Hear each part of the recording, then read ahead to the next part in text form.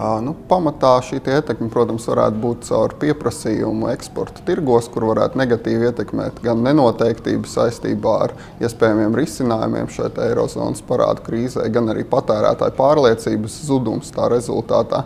Un, līdz ar to, protams, arī Latvijas eksportētājiem nākamgad palielināt savus eksporta apjomus varētu būt ļoti grūti vai pat neiespējami.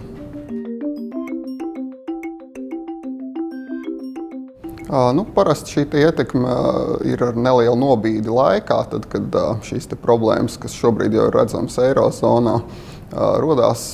Parasti Latviju tas ietekmē ar vairāku mēnešu nobīdi laikā, un līdz ar to, es domāju, arī nākamā gada pirmajā ceturksnī mēs jau šo ietekmi sajutīsim. Šī gada 4. ceturkšņa rezultāti, acīm redzot, vēl būs salīdzinoši labi. Savukārt nākamā gada pirmajā ceturksnī mēs pat varētu piedzīvot jau ekonomikas kritumu salīdzinot ar šī gada beigām. Es domāju, ņemot vērā to, ka gada sākumā visticamāk būs neliels kritums salīdzinot ar šī gada beigām, šī izaugsme kopumā varētu būt tiešām ļoti minimāla, un mūsu prognoze šobrīd ir, ka tā varētu būt aptuveni 1% salīdzinot ar šo gadu.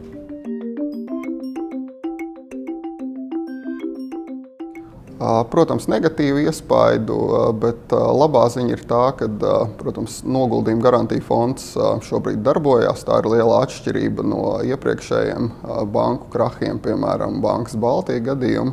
Un, protams, līdz ar to visi noguldītāji, kam ir noguldījumi zem šiem 100 000 eiro, protams, savu naudu pilnībā saņem atpakaļ. Tā rezultātā faktiski šī ietekme varētu būt ļoti neliela.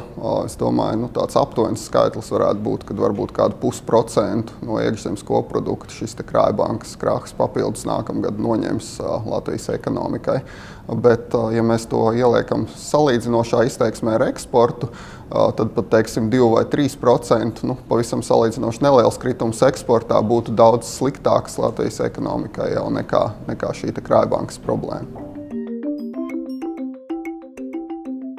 Attiecībā uz inflāciju tā noteikti būs mazāka nekā šogad. Tas ir pavisam droši.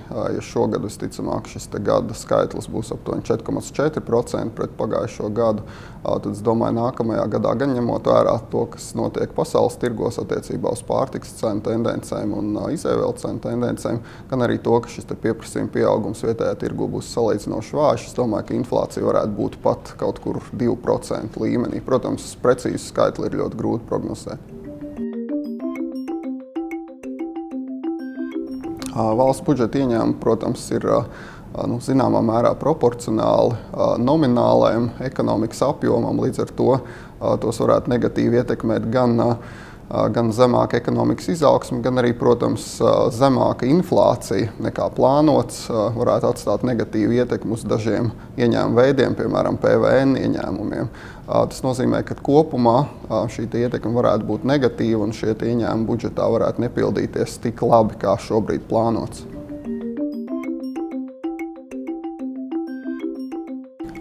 Ja šīs salīdzinoši pesimistiskās prognozes par ekonomikas izaugsmi piepildās, tad acīm redzot budžeta ieņēmumi nepildīsies tik labi, kā šobrīd plānots.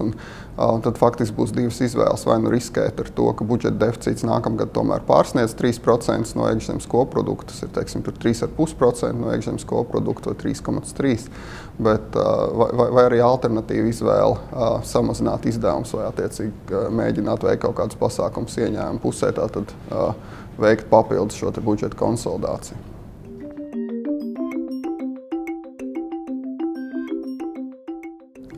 Es domāju, ka nē. Manuprāt, ļoti laba ziņa šajā visā ir tā, ka Latvijas valdība ir daudz spēcīgākā finanšu pozīcijā nekā tā bija 2008. gada beigās. Un pat pēc noguldījuma izmaksas krājbankas noguldītājiem valsts kases līdzekļu atlikums Latvijas bankā būs nepilns miljards latu.